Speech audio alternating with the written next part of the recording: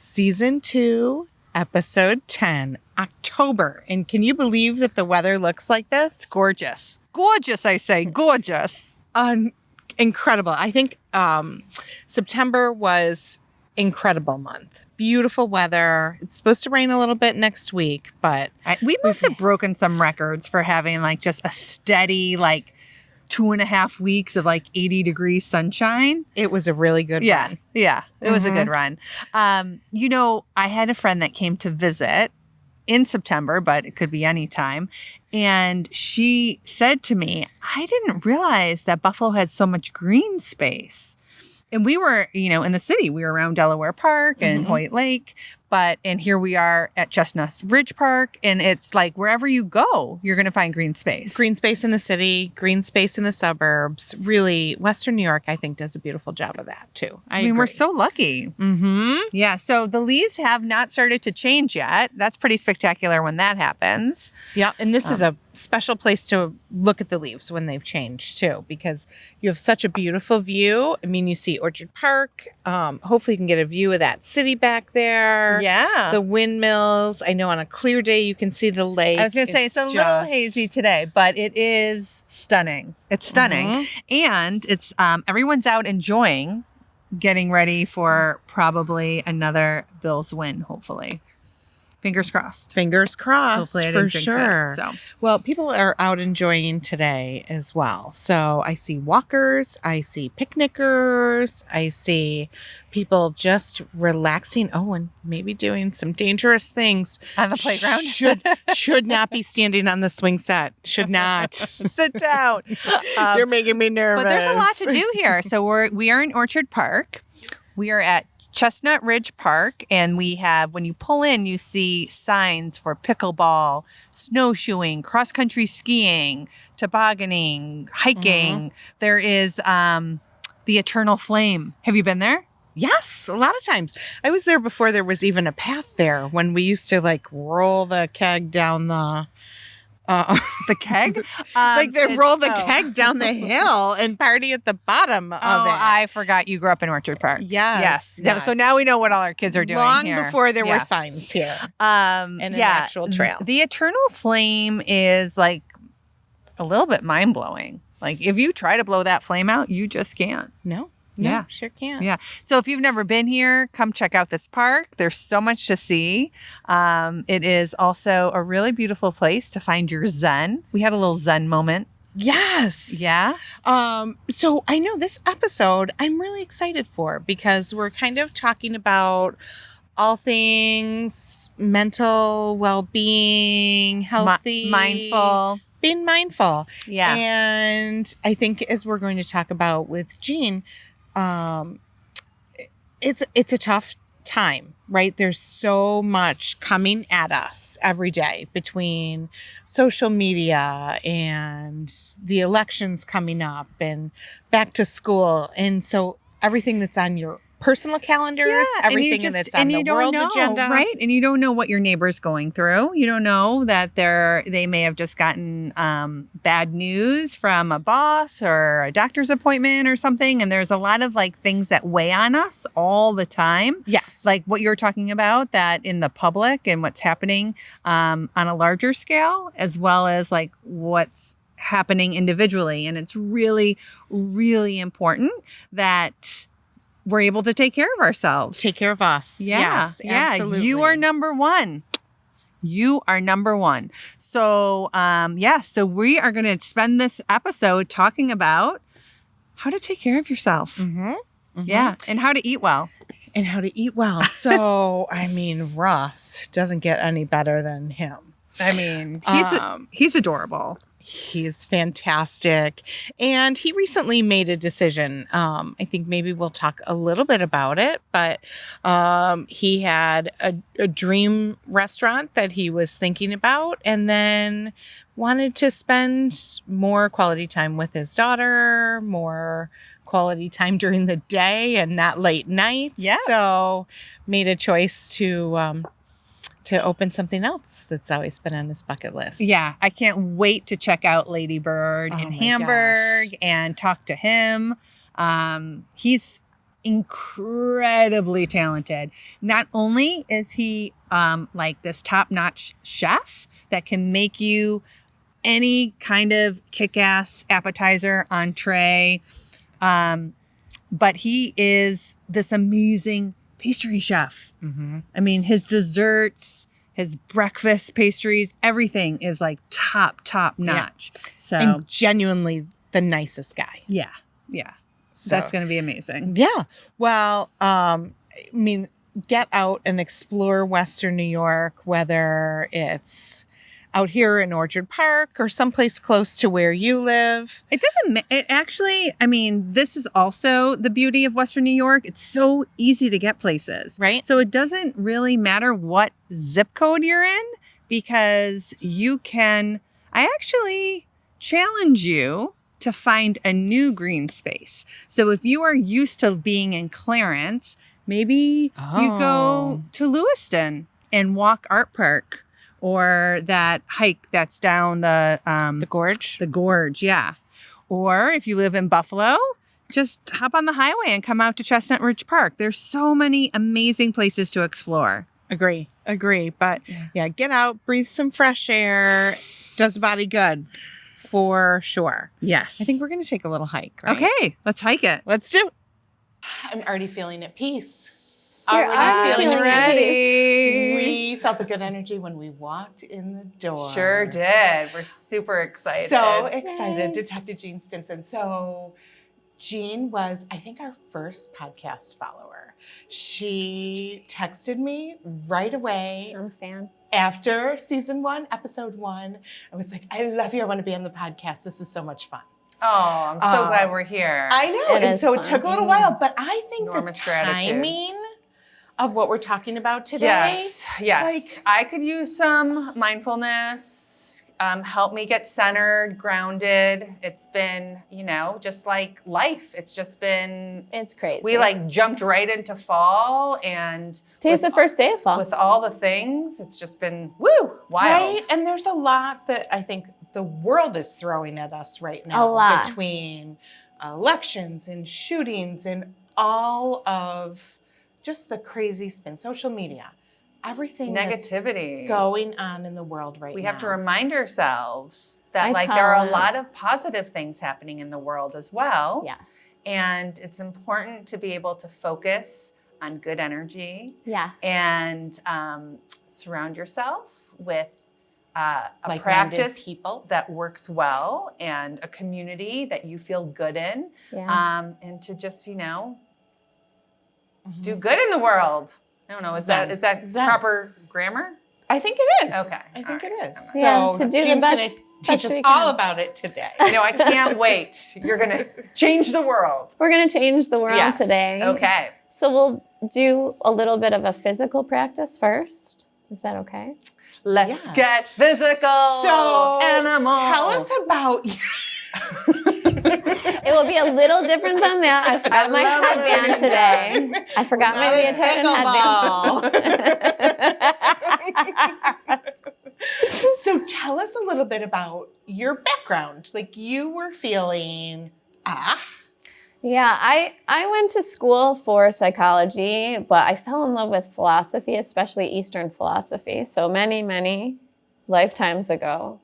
And then I ended up getting a job in my field. It was like a social work field, but I just didn't feel like I liked the job. But then unfortunately, those people are so important, but they don't pay as much as they should. So I found myself looking for a job for the money, really. And I ended up in pharmaceutical sales. It took a while to get there because it wasn't an easy job to get. And I was really attached to that job and everything that came with it. But it was not fulfilling me spiritually. It was draining me. It was making, I'm like happy, carefree. It was kind of, I wasn't being that way anymore. So I was adding more yoga into my life and that would make me happy, but then I would be just not full of life like I normally would. So I decided, why don't I take away the things that are making me and add more of the things that are making me feel more myself? And that's what I did. And a lot of people said, actually most people said I was crazy for doing that. And it ended up being the best decision I've ever made in my life. Good for you. Did try to go back to sales one more time after that when it was like, okay, you know, maybe it would be better for our family. And 8-9 months in, I'm like, no, this is definitely what I was meant to do. And so, and it ended up being really great for our whole family. So, Yeah, I think that resonates with a lot of people, male and female, right? Like it's just, you lose, I think, as we evolve, right? Like who you were in your 20s, your 30s, your 40s. As we evolve, I think you lose a little bit of your sense of self. Like, who am I? And I have to find that. It's different for everybody, but I think that really, good for you. That speaks huge. And that is what it is. People change, and what you need 10 years from now might not be what you need now. And I think that we're so used to, in the book, the Yamas and Niyamas, they talk about, there's a Chinese proverb that says we're always getting ready to live. Like we get through school, then we want to get our job, then we want to get married, we want to have, or whatever your path is, we're just always getting ready for the next thing instead of just being in the moment and living. And it's hard for people to wrap their mind around sometimes when people are like, you're crazy to leave that job. They really think that because they don't realize that I get joy out of just like gardening and looking at the sun. And I'm the excited one. Everyone's like, the world's chaos. And I'm like, but look at the moon. Did you see the moon?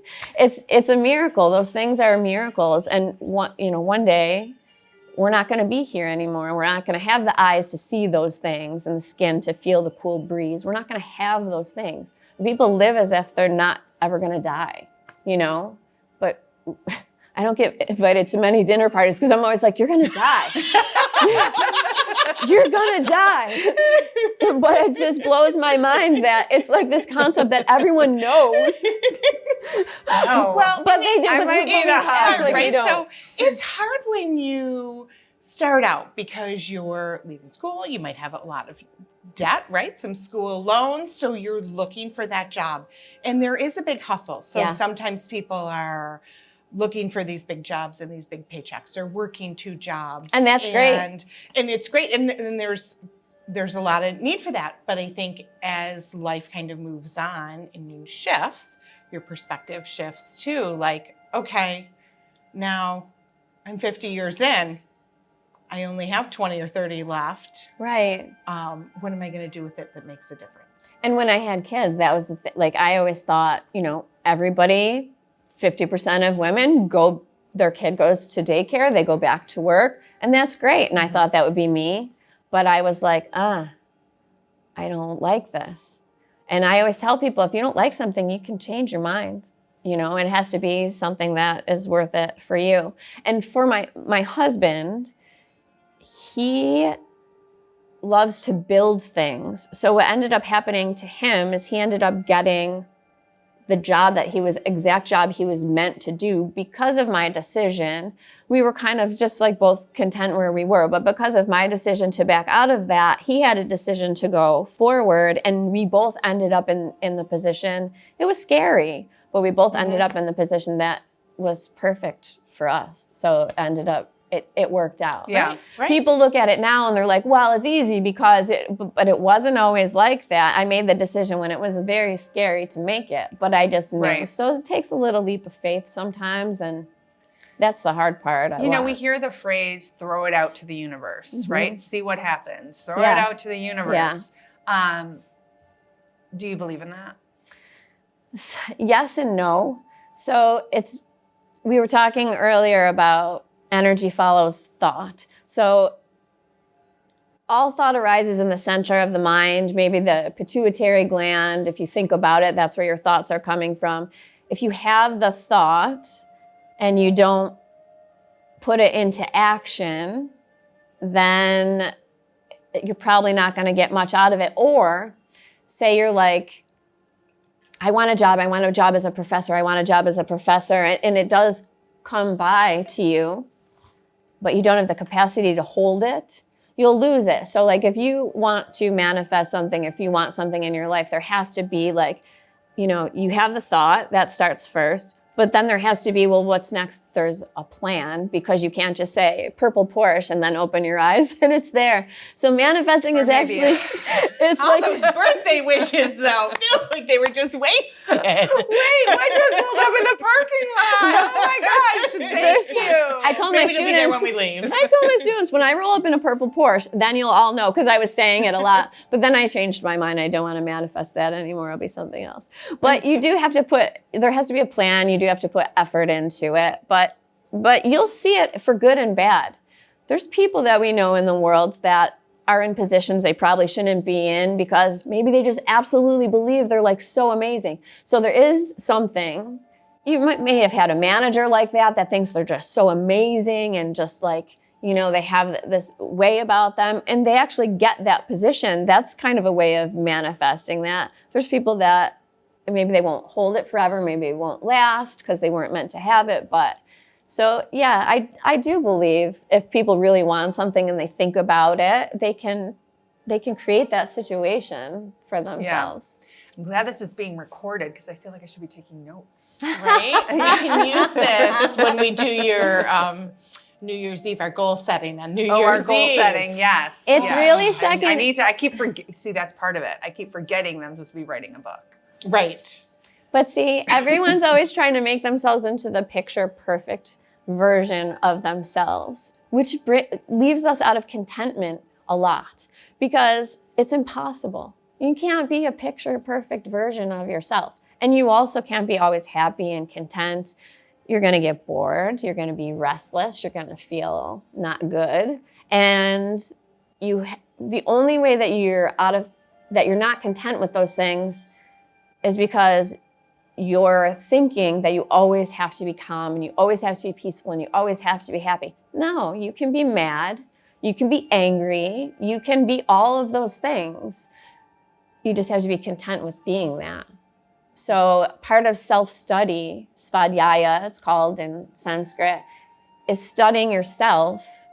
Part of self-study is being comfortable with like those parts of you that you feel like you have to fix or improve. Right. And that's part of getting ready to live. We're always getting ready to live. If I just lost 10 pounds, if I just grew my hair out to this length, if I just got this job, if I just did this, then it will be okay. But we need to decide to be okay now.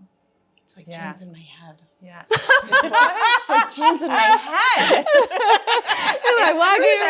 And I love what you said about like being present, like in the moment. I think because we do always have so much going on, so many balls in the air, and you're always thinking of the next thing. Yes. That like I have to remind myself, like, okay, I'm putting my phone down and my attention's right here. Yes. Right? Like I am here. It is really important. So that's something that I feel like I continually work on and want to be better at. It's just like being present. That's great. I mean, that being mindful and being present, it's a Buddhist concept, but it's taught all over now for a reason, because it's so good for you. When your mind wanders to the past, it can cause depression. When it wanders to the future, that's where you get anxiety. So the best way to calm all that is to stay in the present moment. The easiest way to practice that is to focus on your inhale and exhale through your nose.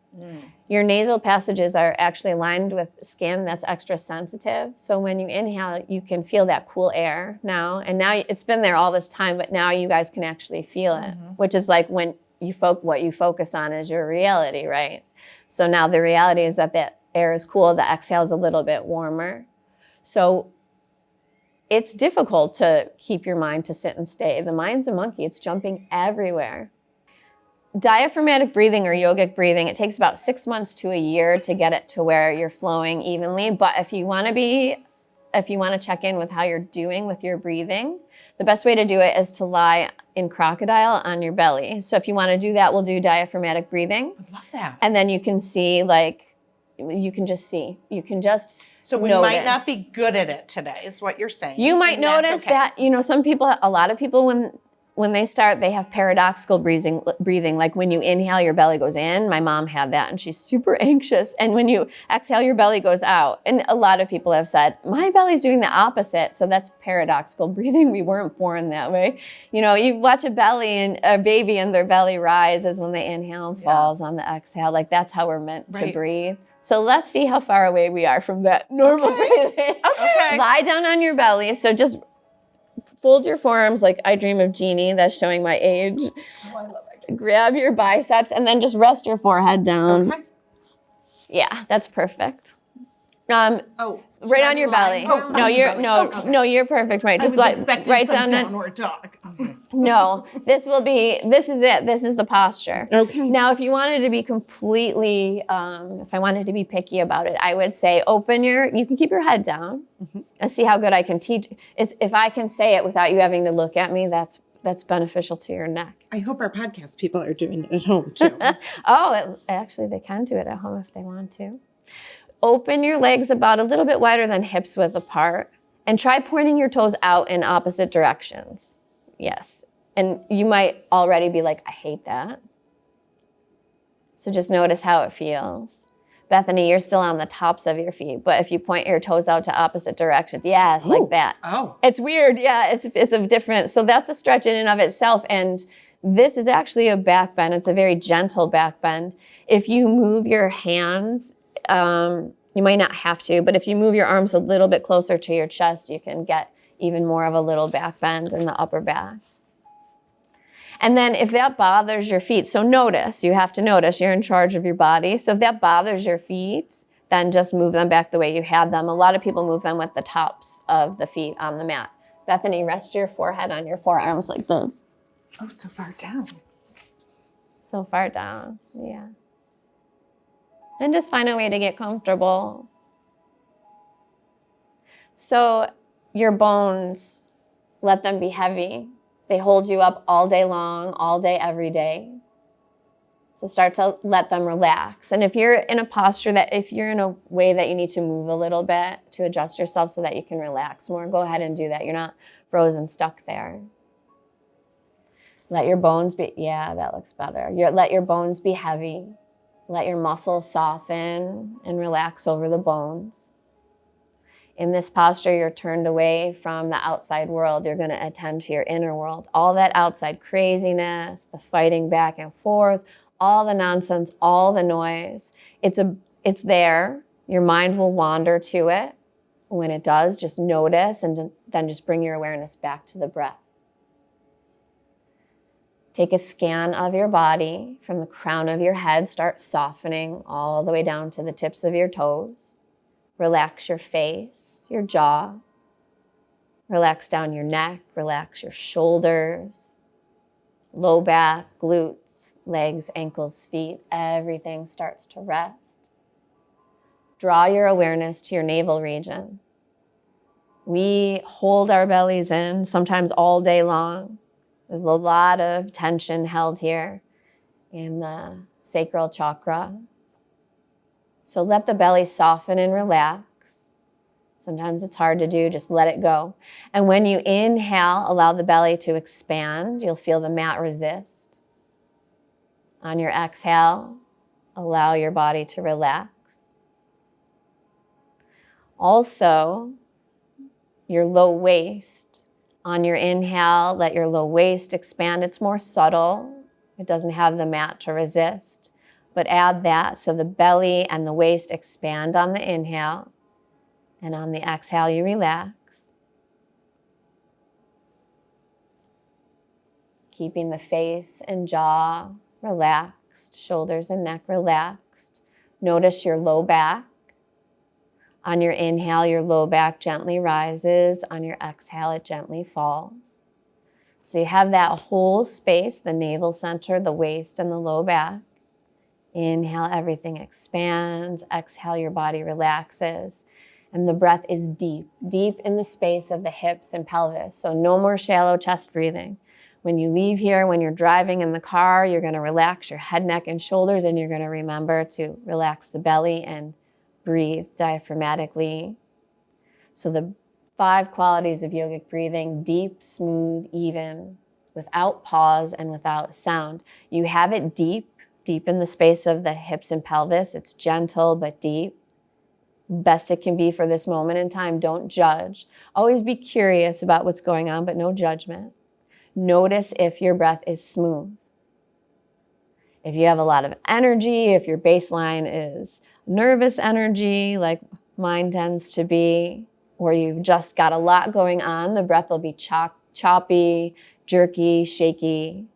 So just notice any shakiness in the breath. The good news is just noticing it will start to smooth it out. Your parasympathetic nervous system relaxes you. So the breath being smooth, smoothing out a little bit more each time, signals to the body that you're relaxing, signals to the breath it can smooth out more. So the best you can for this moment in time, the breath is deep and smooth. We want an even exchange. Hatha yoga, ha and ta, sun and moon. You take in fresh energy on your inhale. You expel that which no longer serves you on your exhale. So count to yourself. And if you're a perfectionist, don't change it right away. Notice. Count how long your inhale is. Count how long your exhale is. And then, without creating any more shakiness, being ever so gentle, even the breath out. So the inhale and exhale are the same length. The best that you can for this moment in time. This is totally different than other yoga classes I've done. Yeah, it's different. But it feels so much better. It feels better. Yeah. I mean, there's more to it. Right. We do move and stuff like that, and it can be difficult. But yeah, learning to practice diaphragmatic breathing is really good for your body. It's really good for your nervous system.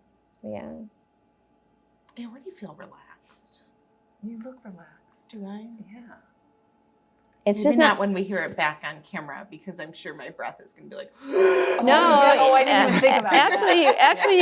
Actually, you can't hear it at all. And that's the last quality. It's deep, smooth, even. Deep, smooth, even without pause, which is my favorite, and then without sound. So being able to breathe quietly is the last one, and not necessarily in that order. But have you ever used a neti pot or like a nasal cleanse? No, I'm not that brave. No. You've done it? No, but someone was. No. Oh, You do? what? Oh, Aren't they the best? You need it. There's no replacement. There's no replacement for it. It's the best, but It goes in like one nostril out the other, right? I should have demonstrated that for you guys. I've done that before, and people are like, this looks like a weird kind of fetish type video because I'm doing How often do neti you do pot. it? I'm like- How often do you do the neti pot? I used to do it every day, but I'm not that good at it. I haven't been that disciplined with it lately. So now, like, I try to do it at least once a week. Does it like clear your head? Yeah. Yes. So the yogis say that it Can I sit up? prevents gray hair. Yeah, sit up. See, it prevents gray hair, wrinkles, helps eyesight. It prevents gray hair? It really doesn't. I have my one student is like, I'm all gray and I use my neti pot every day. But yeah, there's folklore. But what it does is, so with that breathing, the way that we breathe affects our nervous system, and being able to breathe really clearly through the nose, like you think you can breathe in and out through your nose right now, but if you used a neti pot for like a week, if you get too dry, you can't use it every day. But if you use it every day, all of a sudden you'll be like, I can breathe like an angel. Like it's just, you have cilia inside your nose. It's cleaning everything out. So that warm water, it's just a cleanse. And it does goes at one side. So Does it hurt? if you put in too much salt or too little salt or it's too cold, it will hurt. And that a lot of people stop because they're like, it feels like I'm drowning. That's the worst thing ever. And so no one's going to like that. It has to be, it's like Goldilocks. It has to be just the right amount of salt, just the right temperature. And when you do it, it feels amazing. My kids all do it when they're going to be sick. So you go like this and nothing comes out, but they wait and then eventually it clears that out. But if you do it ahead of time, you should be able to avoid like allergies affecting your sinuses and all that kind of stuff. Okay, you said something that's scary to me. What? Can I share? Yeah, please share. Okay, so you said you feel like you're gonna drown. I mean, like that is like my biggest fear. Okay, it's a lot of just so we're clear, is it gurgling? Am I like? it's a lot of people's biggest Swimming fear. to the top and it's never there. I mean, you're really not selling the nutty pot. It's a lot of people's biggest fear, and one of my students was like, "I feel like I'm drowning," and that's where I got it from. You're not going to drown. All you have to do is stop doing it, and then you're fine. It's not like you're in a big pot with it's just a tiny little pot. You're not being baptized. Wait, you're in a pot? Do you have it here? You're cooked. Do you have it here? No, I don't. Oh. It's So just it's like a tea kettle. It's a little teapot, it's a- short yeah. and stout. It's got a handle and a spout. It's just a little tiny teapot. And this yoga is different. Then we do that, but then we get up and move, and then at the end you lie in shavasana. So there's probably a good 20 minutes of resting like that, which is why I said it might be difficult. It is difficult. You want to know why? Because my mind races Yes. to Yes. everything else going on, and it's really challenging for me to kind of like erase all of the thoughts. Not That's- erase them, but like just be present. Present. Focus on my breath. Focus That's on the this. hardest part, Takes and me a long because you time. guys are so bubbly, that's why I knew right away, because that was me. And when I used to do yoga off the TV, I used to shut off the end in shavasana. I was like, I'm not doing that. That's a waste of time. And so maybe you guys remind me like of me, but and a lot of people are like that, and they can't do hatha yoga, and I used to not be able to do it. It takes a lot of practice. It's like teaching a puppy to sit and stay. That's your mind. Sit and stay. Get back here. And it's like yoga is, this is defining yoga. Yoga is the ardent effort to maintain the peaceful flow of the mind. Think about how difficult that is. It's the ardent effort to maintain the peaceful flow of the mind. So every second of my life, I'm committed to this flowing peacefully. So much better than meds. We used to say meditation, not medication, but also there's prana and good things in medicine too. So if you need to take medicine for something, don't be afraid to take it. Don't be afraid. Yeah, but it definitely can help. There's something very sweet and content about being able to anchor yourself here and being able to be with yourself. If you can't stand being with yourself, who the hell is going to stand to be with you? Well, luckily, we're our biggest fans. So I'm a stan. I stan you guys. You want to be with us. What are you talking about?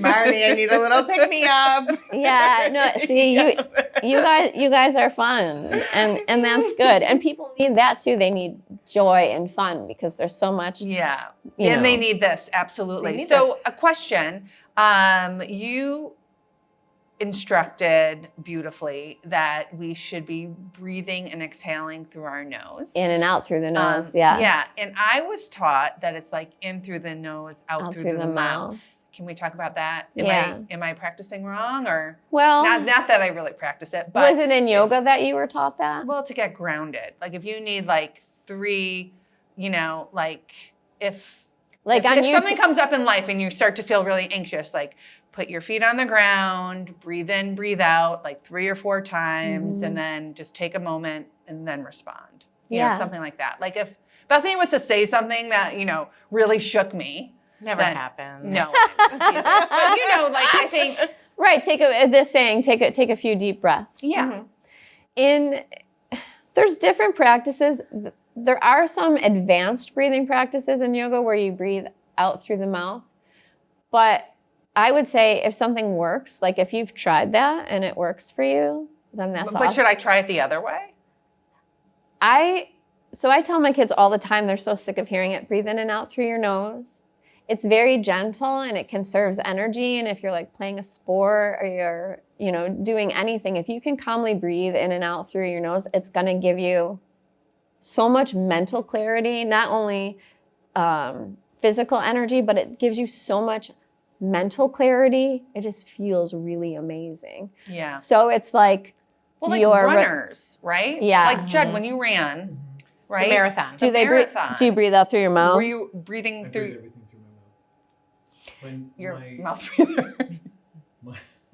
my nose is very narrow, and I can't get a good breath Oh. through my nose. So Yeah. that's like an Oh, well, anatomy that's a- problem. But also, Yeah. I think when you're running, sometimes it's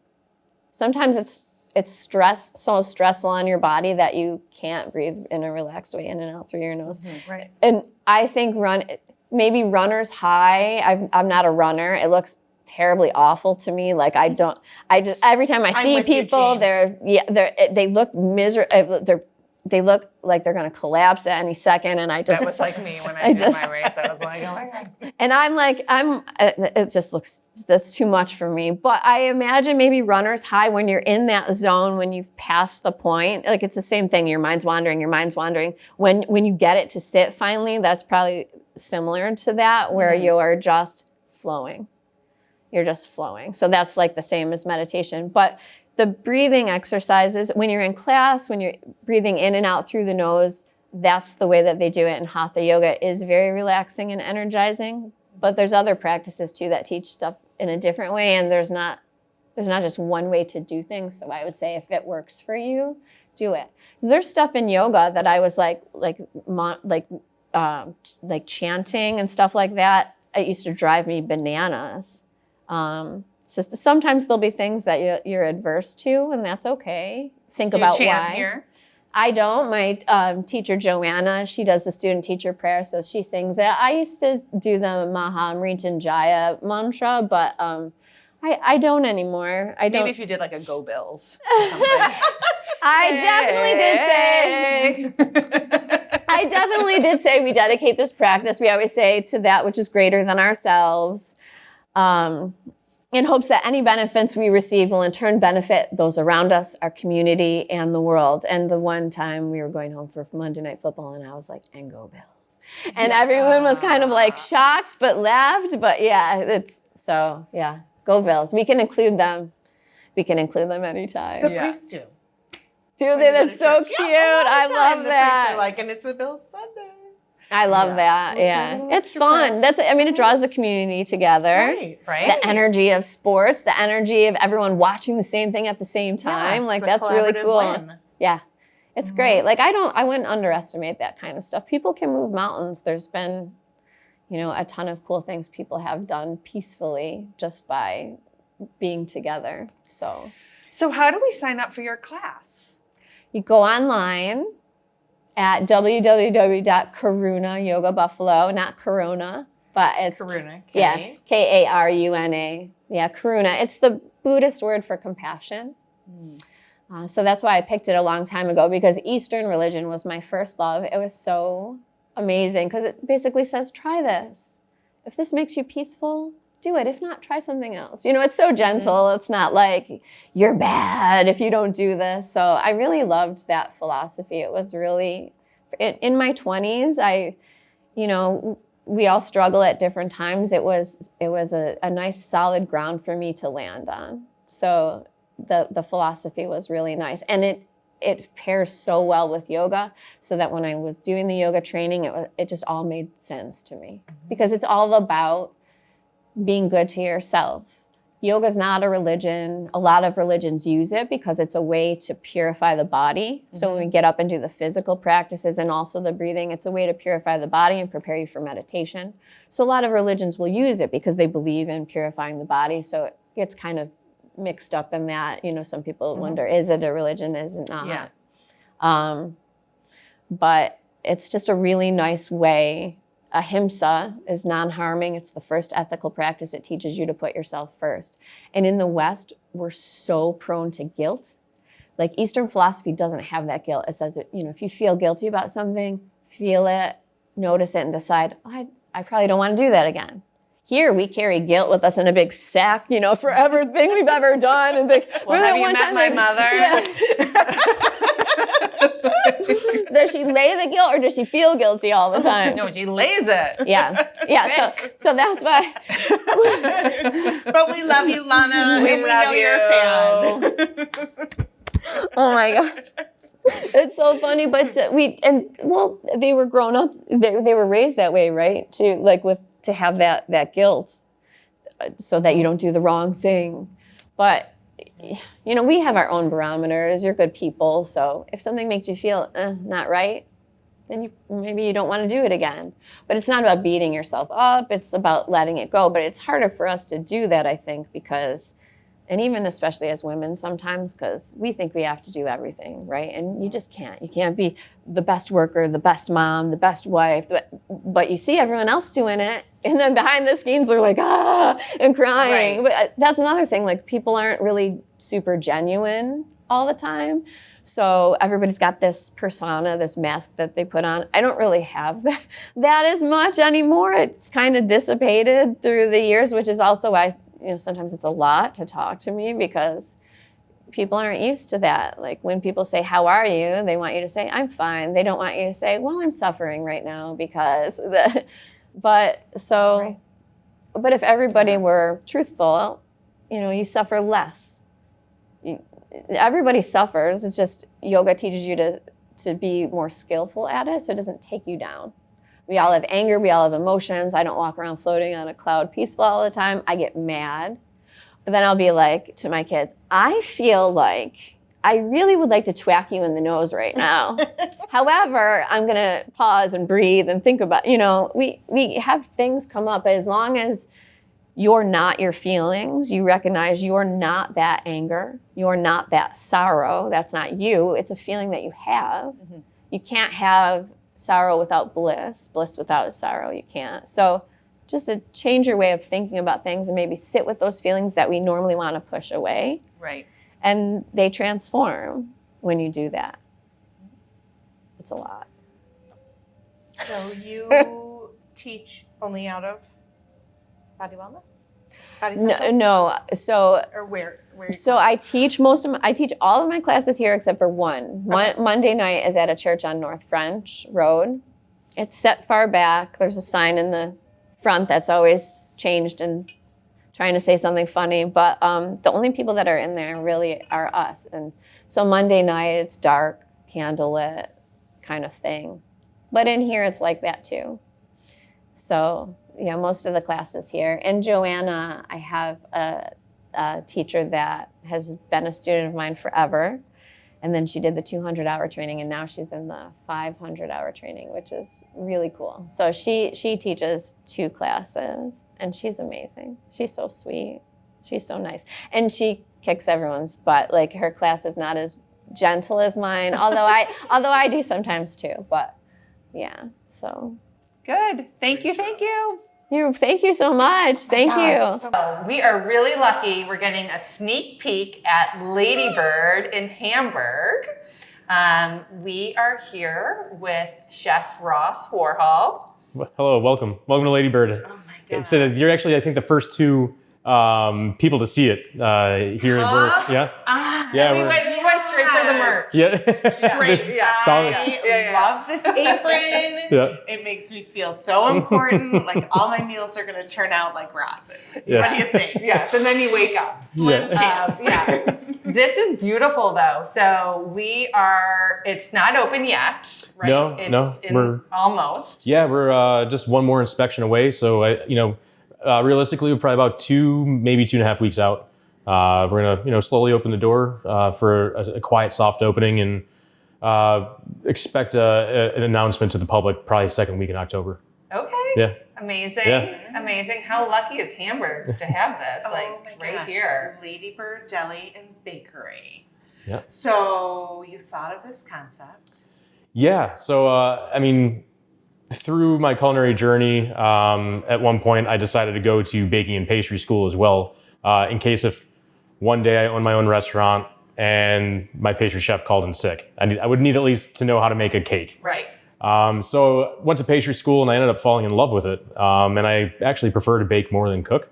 And what I really fell in love with was, everyone loves bread, So, and bread is the best vehicle for sandwiches, which is my favorite thing to eat. I construct sandwiches when I get home from work. Everyone thinks I cook a meal for myself. It's just, no, it's whatever I can put between 2 pieces of bread. Probably really good though. So that's Need a taste tester. without a doubt. Yeah. So that's where the concept was really born. I just love a great sandwich. I've always loved a deli, and this is kind of a good avenue to still cook with the passion that I do have, with honoring, my grandmother as well. A lot of her food and recipes will be reflected here. Like what?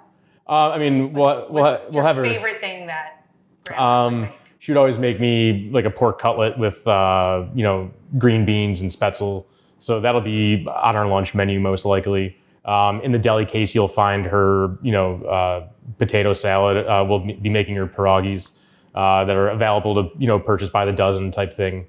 Her fresh Polish sausage and kielbasa, and so yeah, there's gonna be a lot of Helen working through me on this project, which we're excited for, and yeah, to really kind of reverse the model that I've always worked in, fine dining, late nights. This is going to be early mornings, and getting out at a decent hour to, spend time with my daughter who's turning 3 on Tuesday. That Mia is adorable. She's gonna have the best birthday cake around. Oh yeah, without a doubt. This year I got beat out by Paw Patrol, so it'd be a Paw Patrol themed birthday cake. But as she gets older, she'll. She joins in with me. I mean, we bake all the time at home, and she likes to cook. She's got her own little knife set that she cuts her strawberries with. So yeah, she's invested. We've seen her at Stillwater too. Yeah. I mean, it's special when you can bring your kids with you and they get to see what you do. Mm-hmm. Really meaningful. Yeah. So, your journey as a chef, did you always want to be a chef? How did you?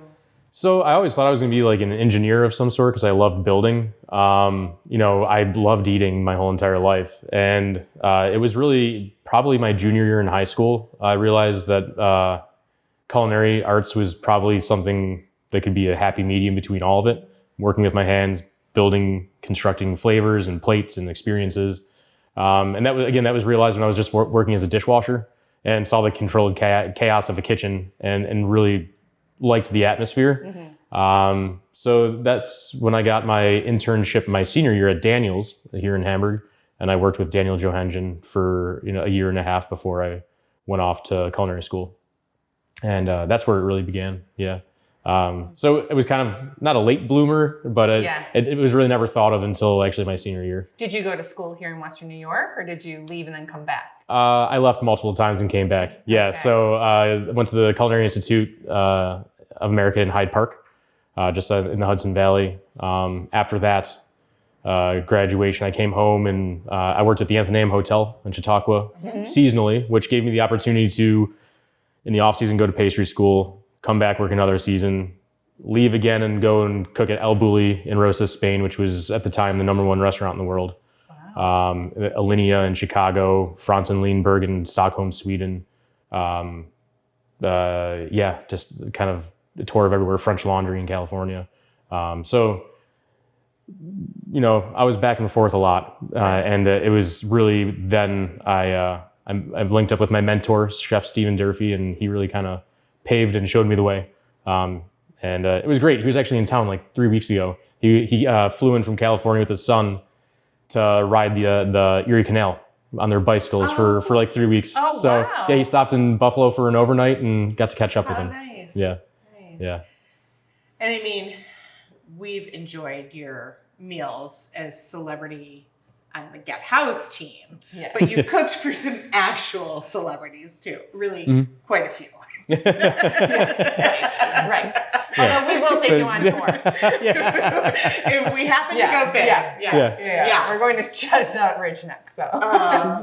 So Dave Matthews, Blake and Gwen. Yeah. It's so kind of on the side. I got linked in with a company based out of Nashville called Dega. My best friend has been working with them for years, and just one day they were short-staffed. And when I was living in Texas at the time, and my friend said, I have a friend in town, So that was my first one with Lady Antebellum.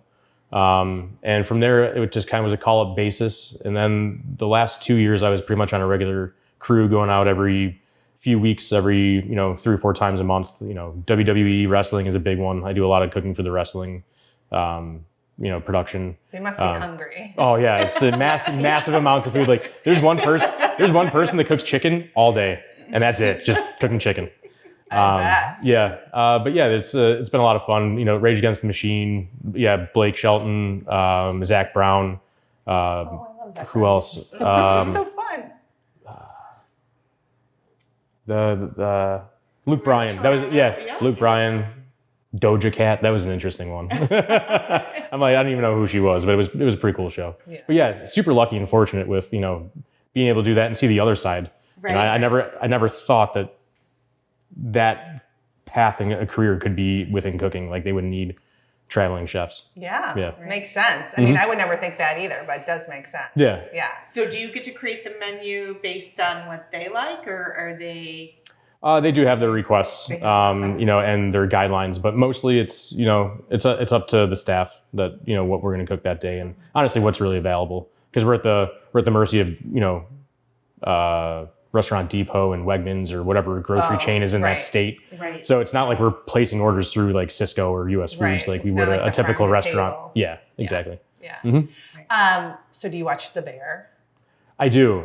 I haven't watched the 3rd season yet because I need to commit. Like I can't just watch an episode and then I haven't seen it either yet. But season 1 and 2, I binged in one night. And yeah, I've heard mixed reviews. Is it real? Like reality? Coming from like the restaurant business, would you say like there are aspects of it that are? There are definitely aspects in it, and there's definitely moments that I think hurt our industry that they kind of portray that is like the normal when it's really not. I mean, the yelling and the high intensity. Not every kitchen's like that. Most kitchens are actually not like that. There have been a few that I have worked in that are like that. And, that's when I realized, maybe that restaurant wasn't for me and I moved on. But yeah, as far as, the camaraderie and, the team. The team and, the production of it, I think with the knife and the cinematography of it, I think is great, how they caught it. And we all can share the same agreement of the brunch. We all relate on brunch. We don't look forward to Sunday brunches. Yeah. So, but got it. Yep. So it's funny because at my house now we're always like behind. Yeah. Like we have something hot coming through. Yep. Like yes, chef. Thanks, chef. Right? Yeah. It's interesting, and then there's also some reality TV, like at Top Chef and things like that. Right. And so I wonder, because, people come and watch like Selling Sunsets all the time, and they're like, whoa, real estate. Like, right. That's not real estate. I don't have any of those outfits. I don't drive any of those cars. Yeah. So, but you do some of those, like, the Top Chef challenges when they're like grilling and things like that. I imagine that you do have some of those conditions sometimes. Oh yeah, without a doubt. It was actually funny. Like last night, a few of us were hanging out, and all the stores were closed and stuff like that. So like, we wanted to make something. So it was like the gas station challenge. Like, what can you make at the gas station? Which is one of my favorite ones on Top Chef. So yeah. Did you take all the Slim Jims? I did use Slim Jims. You did? Yeah, of course I did. They had a nice kick. Yeah, Slim Jim quesadilla, perfect. So that is, there's very few reality cooking shows that I am a fan of. Top Chef is definitely one. I have applied in years past. That it is a very stiff competition. Like there's really great chefs on that show. Other ones that are more like the Food Network kind of like production aspect of it, they have their place without a doubt. I just would never probably entertain any of that. Yeah. Well, hashtag Top Chef right here. So let's get Let's get him on. Yeah. We're going to make it happen for you. Cool. Yeah. Love it. So this is beautiful. I love what you've done. Who designed, helped with this vibe? Was this your vision or? Yeah, so it was mostly just myself and Pinterest. I created a Pinterest account, and I'm still learning what you can do on it. But my mother's an artist, and I've grown up around art a lot, and I use that as a lot of my inspiration for cooking. In my time spent in Sweden, I really like the simplicity and the less is more type decor. So I kind of went with that for this. Juliana Mercado, my daughter's mother, she's joining the team as our manager here, and she's putting those little small final little touches on it that I'm really excited about, and it's been really fun to work with her on it. We're gonna have an awesome ceramic plate wall of plates that I like to plate on as a feature, and some of them I've actually made because at one point we went to pottery classes as something to do, because my dream is full spectrum, is to have a restaurant, have a bakery, and a farm, and we're also have a ceramic studio where it's a residency where I would invite ceramic artists from around the country and world to come and stay for a weekend in the Airbnb, and they would produce plates and serviceware for me. And then I would get to use their artwork, and I would have collections from all around the world from these people. That. And they can hang out on the farm and, cook with us and just have it be like their working vacation. Yeah. Right. Mm-hmm. I love that. So do you do pottery now? I've fallen off. Yeah, I haven't done much of it in the past, but we have some employees within our group that actually go on a weekly basis to Terra Clay Studio, and they bring in some plates for me to use, and it's a lot of fun. Yeah. Good. We should make a plate. I don't know how. Yeah. It's a lot harder than it looks. Yeah. Yeah. I'm 100% sure that your daughter has better talent at 2 years old than I do. Yes. But I love that. Mm-hmm. So, and then is there a garden here as well? How are you? Yeah. So Ladybird's right next door to Perennial. That that is still it exists. The idea. We put a pin in it. Yeah, we put a pin in it. We're gonna revisit it down the road when I'm ready to. When I've navigated through the years that I want to with my daughter and family right now. Yeah. Can you share a little bit about Perennial just for our listeners that may not know? Yeah, without a doubt. So purchased the property almost 4 years ago. It was an old lawn and landscape business. So there's an active and operational greenhouse that we use during the winter to start our plants and seedlings and grow simple lettuces and stuff like that. We do have a large outdoor garden as well that we produce a lot of vegetables for. Oliver's, Brightsmith, our Stillwater dinners, and now Ladybird. So we do have a small farm garden, if you will, that we will still be utilizing next door, and to produce for Ladybird. So it's almost still that modern day homesteading that I'm trying to go for, and the direction of that property could still be, we could grow this so much and, need a catering kitchen, and it'll transform into something. Or I've already been made aware that in probably 12 to 13 short years, Mia is going to not want to do anything with me anymore because she's going to want to hang out with her friends, and then I'll be bored. So I'll need something to do. So, maybe we'll start that idea back up when we're through it. Yeah. But yeah, no, it's gonna be a really fun project, and Ladybird's got a lot of potential. We're not open for dinner yet. Right. Yet. So you'll commit to a pop-up dinner. Yes. Well, yeah. So we're gonna do pop-ups. We're gonna do some fun things. But at least it lets us have our fun when we choose to. Right. And we don't have to continue to replicate it every single night. Yeah. So you mentioned that you're moving from nighttime to early morning. How do you feel about that? Great. Are you Yeah, are you a morning person, or is it going to be? I'm an all-time person. Honestly, I probably sleep 3 to 4 hours a night. Okay. Yeah. His hair can go for any occasion. Yeah. Any occasion that hair is ready to go. Yeah. Exactly. Yeah. In West Virginia, they call that the West Virginia waterfall. Okay. First time I've heard that, so I'm using it. Yeah. Perfect. Waterfall. I like Yep. that. Great. So what is like a morning menu look like? If someone wanted to pop in and grab a coffee or Yeah, so we have Tipico. We've partnered with them. They did all of our coffee training for us and helped me create a really delicious blend of 3 different types of beans across 3 different types of roasting levels. And I'm really happy with it. It's really good. So it's a grab and go model first and foremost, but we do have about 40 seats for people to dine in. There'll be your breakfast sandwiches, your avocado toasts, ricotta toasts.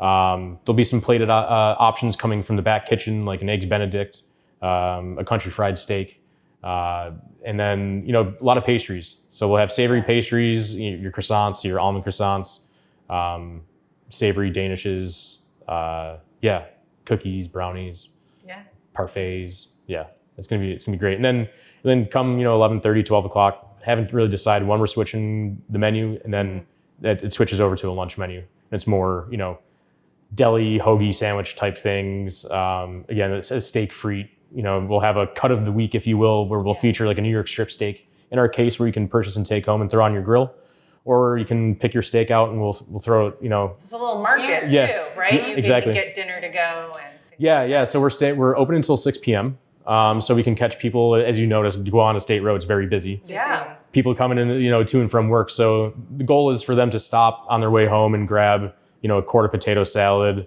5 pounds of marinated chicken thighs or chicken breasts, or 5-6 sausage links they can throw on their grill at home, and a loaf of ciabatta bread, and your dinner's pretty much there for you already. We have a full liquor license. So, during the afternoon, if you want to stop in and, have a beer or a canned cocktail, that is available, or on your way home if.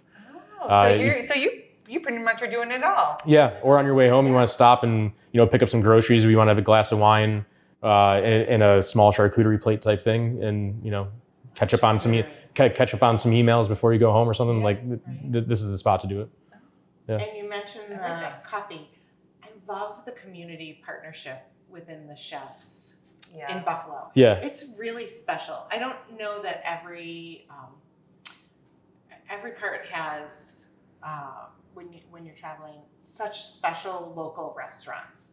I think Buffalo does that really well. Yeah, without a doubt. I mean, we're all each other's biggest fans, I feel, and we don't see each other a lot, but when we do come together, we have a great time, and we're always, watching out for each other. And, if we know someone is ready to leave our place of business, they're looking for their next step of growth, we'll reach out and say, hey, James, I got this really awesome guy. I think he'll be a good fit for you. Do you have room for him on your team? Yeah. So we really help each other out, and, the collaboration, Oliver's just did one with Southern Junction. That looked like it was a really great event. I had other obligations, but it's a lot of fun. And the guys from Tipico have been nothing but amazing. I kind of joke around and say that, Ladybird is, balling on a budget. I kind of reused a lot of things to really put its charm into it. And I sourced a lot of equipment from restaurant auctions. And our espresso machine I found on Facebook Marketplace in Las Vegas, of all places. And they were like, Good excuse to go to Vegas. You found the espresso in Vegas. Right? But they were all for it. They're like, no, that's a great deal. They said, bring it on in. We'll service and test everything for you. And it ended up being a good piece of equipment. And, they weren't upset that we were looking to go not all brand new. And they've been a great source of just knowledge and helping really get our coffee program up and running. Yeah, Jesse's amazing. He talks about coffee like any Som would about wine. It's incredible. And then Pete as well. He's been a big help. So we're looking forward to it. We use them all across the board. Oliver's and Bright Smith. We use Tipico coffee. Yeah. Oh, nice. I didn't know that. Yep. Do you see a food truck in your future? A Ladybird tweet on the road? Right. A tweet truck? Probably no. I mean, we have one with Brightsmith, and as it's great. It works for us there. I just think this model, not so much. I could see like kind of, we have a large format smoker here on grounds that we're going to be smoking our turkey breasts and our hams for the deli meats and pastrami's and stuff. So I could see kind of just doing like a kind of like a roadside pop-up, like come through like a Chevettas type thing, just announce it and they can roll through and pick up dinner to go real quick, like on a nice summer night. Right. Or, you know, we have the property next door, you know, set up tables in the open air and kind of just have a dining al fresco type thing. Endless possibilities. Yeah, this is... If you do karaoke, sign us up. All right, without a doubt. No, he wants customers. Yeah. So. Yeah, but it's a really special it's a really special kind of corner that we have here in Water Valley, and you know I'm very fortunate and happy to have it, and it's gonna do really well. What's the address on Gowanda State Road? Here at Ladybird, we're at 6656 Gowanda State Road. Okay. Yep. Awesome. Yeah. So 2 questions. Sure. Favorite dish that you've ever eaten and favorite dish that you've ever cooked? Oh man. Favorite dish I've ever eaten would probably have to be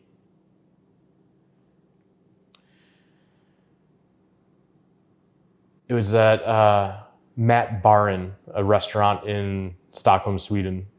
It was a night off and I went there to catch some plates, and it was this scallop with a pumpkin puree, brown butter, white truffle, and it was just so memorable. And I it's good and memorable like when you eat it, then you have like another plate of something and then a dessert.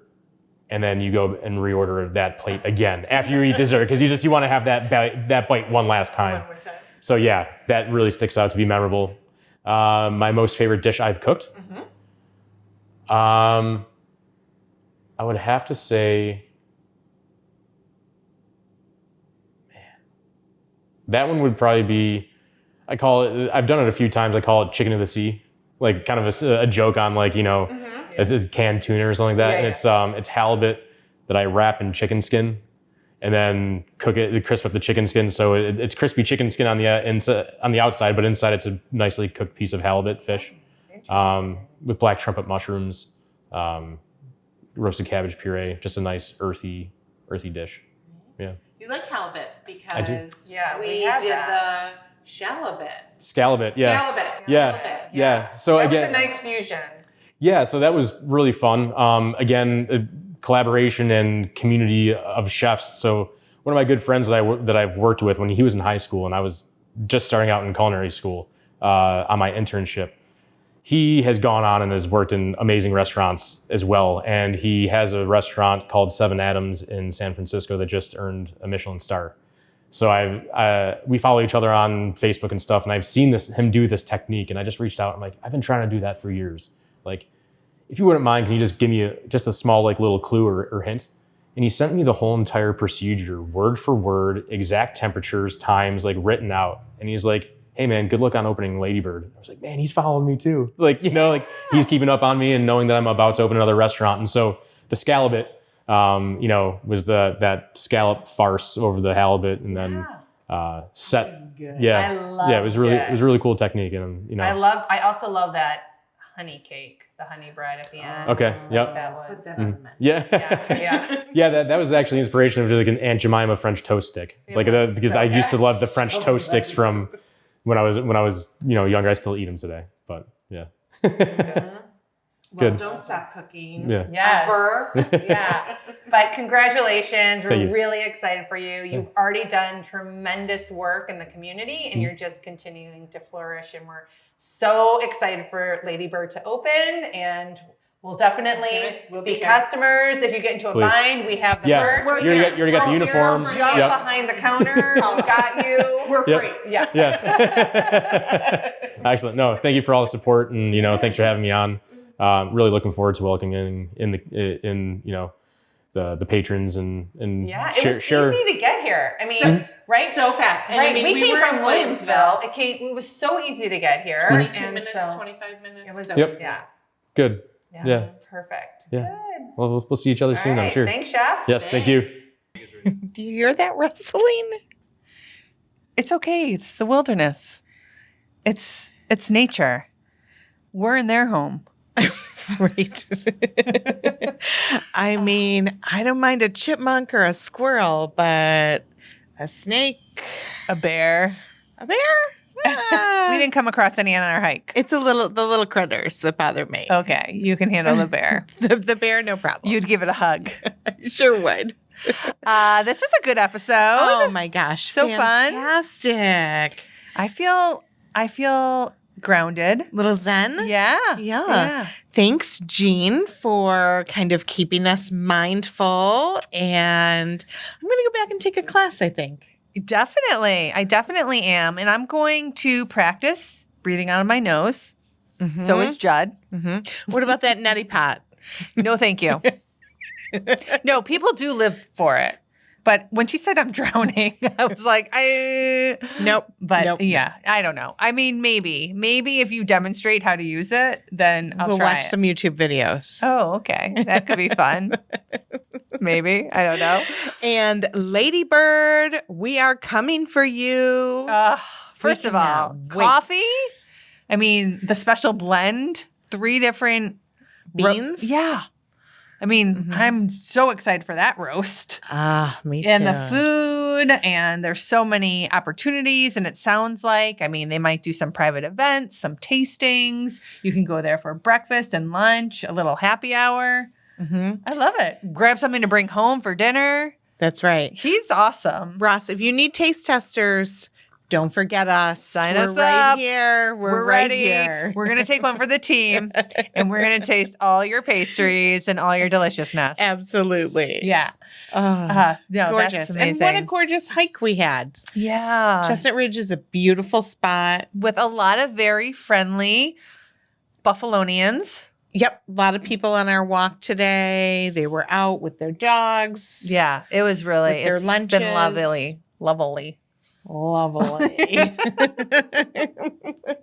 So hopefully we've got a few more weeks of nice weather and some leaves changing. We'll look forward to that. I love the change of seasons. Me too. Yeah. Me too. We take it all in right here at the park. Mm-hmm. Yeah, amazing. So feel so much better, so refreshed, ready to go to work tomorrow. Yes, let's do it. So you have some exciting listings coming up. I do. I have some new listings. East Amherst and Snyder in the city of Buffalo, both residential and commercial listings. I mean, there's very busy. but I have more room. So if you know people, but yeah, it's exciting. I have some buyers that I'm desperately trying to find some commercial listing space for. So, and 2 that are looking in the South Towns as well. I can't blame them after today. Yeah. Maybe you should tell them about Ladybird. That's right. Yeah. That's right. Yeah. Perfect. But and the interest rates are down. Yep. Interest rates are looking good. I think we have to just get through this next hurdle of the election and things will probably smooth out and stabilize. Hurdle. That's a good word for it. Yeah. Mm-hmm. Yeah. We'll get there. We'll get there, kids. That's right. Hang on and just enjoy the ride. In the meantime, yes, go get some sun, little vitamin D. Mm-hmm. Yes. And surround yourself with a community that makes you feel good. That's right. If you need something to listen to on that walk, Get House 716. Get House 716. Bye. Bye, Pod Squad.